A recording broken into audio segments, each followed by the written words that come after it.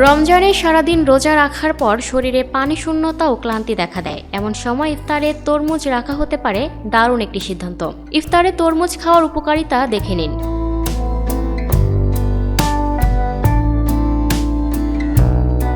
দ্রুত পানি শূন্যতা কাটায়। তরমুজে প্রায় 90 থেকে 92% পানি থাকে, তাই ইফতারের সময় এটি খেলে শরীর দ্রুত হাইড্রেটেড হয় এবং তৃষ্ণা কমে। তাৎক্ষণিক শক্তি যোগায়। তরমুজে প্রাকৃতিক চিনি থাকে যা রোজার পর দ্রুত শক্তি ফিরিয়ে আনতে সাহায্য করে, তবে এটি অতিরিক্ত মিষ্টির মতো ক্ষতিকর নয়। হজমে সহায়ক।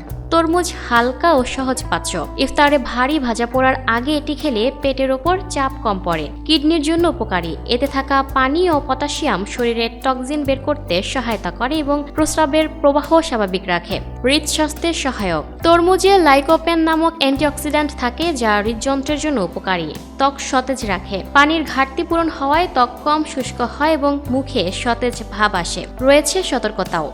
খুব বেশি খেলে পেট ফাঁপা বা অস্বস্তি হতে পারে। ডায়াবেটিস থাকলে পরিমাণ নিয়ন্ত্রণ করা জরুরি। কাটা তরমুজ দীর্ঘ সময় বাইরে না রেখে ফ্রিজে সংরক্ষণ করুন। Lucky Akter, up to date news, Dhaka.